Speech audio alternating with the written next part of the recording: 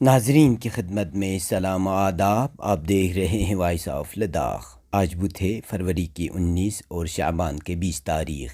آج کی تازہ ترین خبروں کو لے کر میں سعید ہاشم رضوی حاضر. ناظرین سے گزارش ہے کہ تازہ ترین خبروں اور حالات و واقعات سے باخبر رہنے کے لیے ہمارے چینل کو سبسکرائب کریں اور خبریں آخر تک ضرور دیکھیں.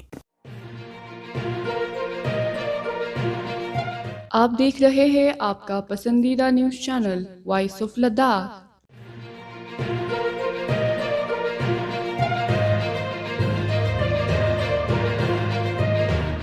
لداخ خود مختار پہاڑی ترقیاتی کونسل کرگل کے چیئرمین و chief executive councillor doctor Mohammad Jafar Akhoon نے آج ضلع میں جاری مختلف ترقیاتی منصوبوں کا معائنہ کیا. معائنے کے دوران additional deputy commissioner Kargil Ghulam Mohi Uddin Wani, joint director youth service and sports Tahir Hussain Zabdvi, executive engineer R&B tehsildar Kargil اور دیگر متعلقہ افسران موجود تھے. ڈاکٹر آخون نے کربتھنگ میں کھیلوں کے مختلف بنیادی ڈھانچوں کا جائزہ لیا. متعلقہ افسران نے انہیں آگاہ کیا کہ اسٹروٹرف فٹ بال گراؤنڈ کی تعمیر کے منصوبے کی مجموعی لاگت تقریباً 18.2144 کروڑ روپے ہے. مزید برآں انہیں بتایا گیا کہ گراؤنڈ مکمل ہو چکا ہے، تاہم پویلین کی تعمیر ابھی باقی ہے. اس پر CC نے ایگزیکٹو انجینئر R&B کو جلد از جلد پویلین کا کام مکمل کرنے کی ہدایت دی. ساتھ ہی joint director youth service and sports کو ہدایت کی کہ وہ فٹ بال ٹیموں کے لیے میچز کے انعقاد کو یقینی بنائیں. بعد ازاں CC نے انٹرنیشنل آئس ہاکی رنک کا بھی معائنہ کیا اور منصوبے کے معیار پر اطمینان کا اظہار کرتے ہوئے متعلقہ افسران کی تعریف کی. اس کے علاوہ انہوں نے کربتھنگ میں 300 بستروں پر مشتمل گرلز ہاسٹل اور اولڈ ایج ہوم کی جاری تعمیراتی سرگرمیوں کا بھی جائزہ لیا. انہوں نے افسران کو ہدایت کی کہ تعمیراتی معیار کو برقرار رکھا جائے اور میٹیریل کے معیار پر کوئی سمجھوتہ نہ کیا جائے. بعد ازاں ڈاکٹر آخون نے ڈسٹرکٹ ہسپتال کرگل کا بھی دورہ کیا اور MRI روم وغیرہ کی تعمیراتی پیش رفت کا جائزہ لیا. مزید برآں CC نے کرگل رینیویبل انرجی ایجنسی کیریڈا کو ہدایت دی کہ وہ جلد از جلد ہسپتال کے آس پاس 400 سولر اسٹریٹ لائٹ نصب کرے.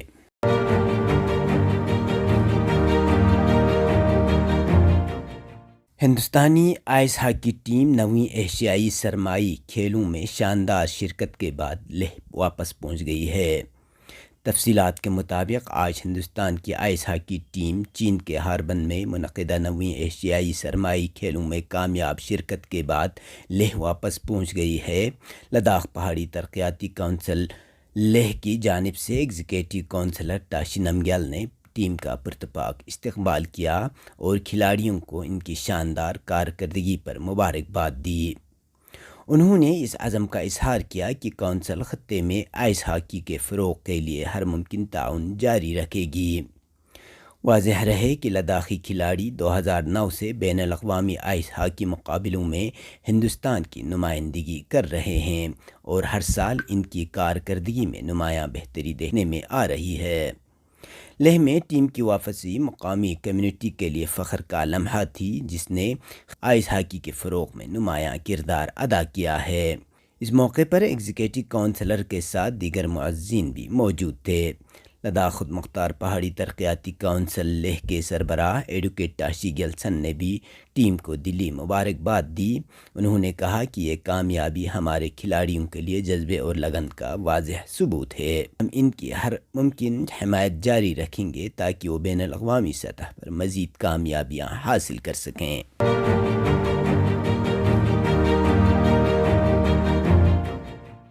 یونیورسٹی آف لداخ کے چانسلر پروفیسر ساکت کشواہا کی سربراہی میں انڈر گریجویٹ کورس کے دوران مقامی زبانوں کو فروغ دینے کے لیے ایک حکمت عملی کو حتمی شکل دی جا رہی ہے. اطلاعات کے مطابق یونیورسٹی آف لداخ کے نئے وائس چانسلر پروفیسر ساکت کشواہا نے یونیورسٹی انڈر گریجویٹ کورس میں مقامی زبانوں کو شامل کرنے کا فیصلہ کر لیا ہے. اس حوالے سے گزشتہ دنوں یونیورسٹی کیمپس خمبتھنگ میں ضلع کرگل کے ماہر لسانیات، ادیبوں، شعراء اور قلمکاروں کے ساتھ ایک میٹنگ طلب کی. میٹنگ میں ضلع کرگل کی پرگی زبان بلتی، شینا اور برخکت سے وابستہ ماہر لسانیات نے شرکت کی، جس میں پدم شری آخوند اصغر علی بشارت، شاعر و ادیب آغا سعید ہادی شاہ آغا سمیت کثیر تعداد میں لوگوں نے شرکت کی۔ اس دوران ضلع کرگل کے ادیب، قلمکاروں اور شاعر پدم شری آخوند اصغر علی بشارت نے یونیورسٹی آف لداخ کے کرگل کیمپس میں متعلقہ یونیورسٹی کے نئے وائس چانسلر پروفیسر ساکت کشواہا کا گرم جوشی سے استقبال کرتے ہوئے انہیں روایتی خطق سے خیر مقدم کیا۔ میٹنگ کے دوران مختلف زبانوں جن میں پرگی، بلتی، شینا اور برخکت کے فروغ دینے کے لیے الگ الگ کمیٹی تشکیل دی گئی، جو یونیورسٹی حکام کو اپنی زبانوں کے نصاب میں مرتب کرنے اور یونیورسٹی اور ماتحت کالجوں میں زیر تعلیم طلباء کو مقامی زبان سے متعلق بنیادی تربیت فراہم کرنے کے لیے مؤثر نصاب تیار کرنے میں مدد کریں گے۔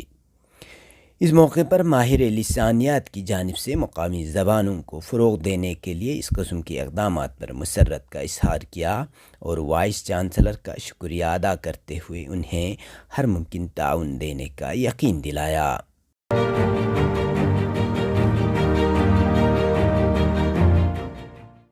لداخ پولیس کی جانب سے جاری ایڈوائزری کے مطابق موسم سازگار رہنے اور BRO کی طرف سے سڑک سے متعلق گرین سگنل ملنے کے بعد سونامرگ سے مینامرگ کی جانب مقررہ اوقات میں ایک طرفہ ٹریفک چلنے کی اجازت دی گئی۔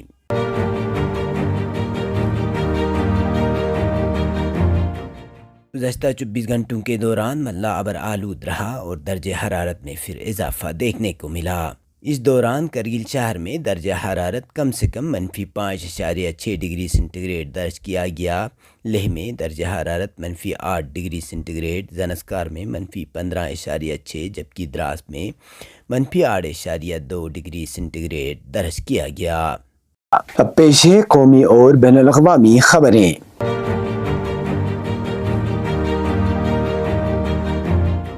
میڈیا ذرائع کے مطابق وزیر اعظم نریندر مودی نے حیدرآباد ہاؤس میں قطر کے امیر شیخ تمیم بن آل ثانی کا گرم جوشی سے استقبال کیا۔ امیر قطر کے اس دورے کے موقع پر ہندوستان اور قطر کے درمیان دو طرفہ گفتگو کے بعد کئی مفاہمت ناموں پر دستخط کیے گئے۔ Social media platform X پر ایک پوسٹ میں وزارت خارجہ کے ترجمان نے کہا کہ یہ دورہ دونوں ممالک کے درمیان خصوصی ہندوستان قطر شراکت داری کے لیے ایک نیا سنگ میل ثابت ہوگا۔ اس سے قبل منگل کی صبح قطر کے امیر کا راشٹرپتی بھون میں رسمی استقبال کیا گیا۔ ہندوستانی وزیر اعظم نریندر مودی اور صدر جمہوریہ دروپدی مرمو نے راشٹرپتی بھون میں قطر کے امیر کا خیر مقدم کیا، جہاں انہیں گارڈ آف آنر دیا گیا۔ قطری ریڈ آؤٹ کے مطابق ملاقات کے دوران دونوں ممالک کے درمیان دو طرفہ تعاون کے تعلقات کے علاوہ تازہ ترین علاقائی اور بین الاقوامی پیش رفت پر تبادلہ خیال کیا گیا۔ ملاقات میں وزیر اعظم اور وزیر خارجہ شیخ محمد بن عبد الرحمن بن جاسم الثانی اور ان کے ساتھ آنے والے سرکاری وفد کے کئی سینئر اراکین نے شرکت کی۔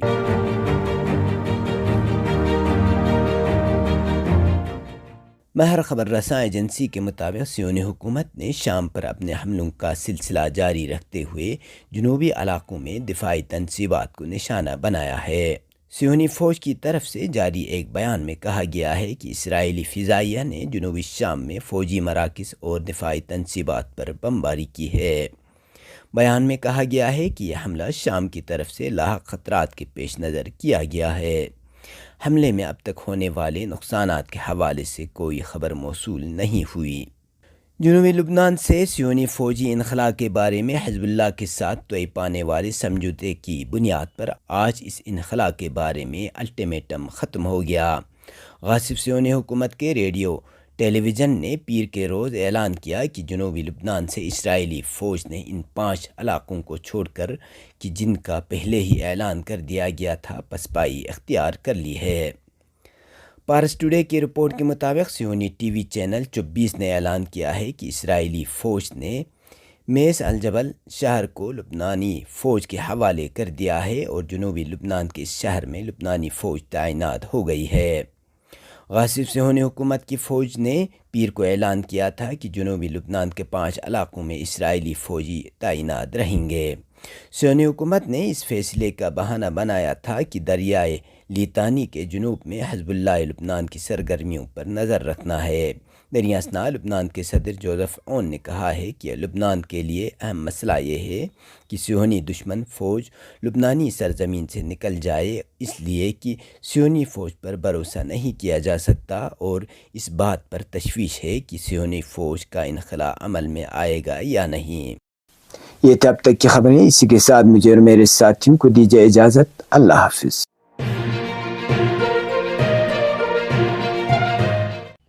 مقامی، قومی اور بین الاقوامی خبروں سے باخبر رہنے کے لیے چینل کو لائک، شیئر اور سبسکرائب کریں، ساتھ ہی بیل آئیکن دبانا نہ بھولیں۔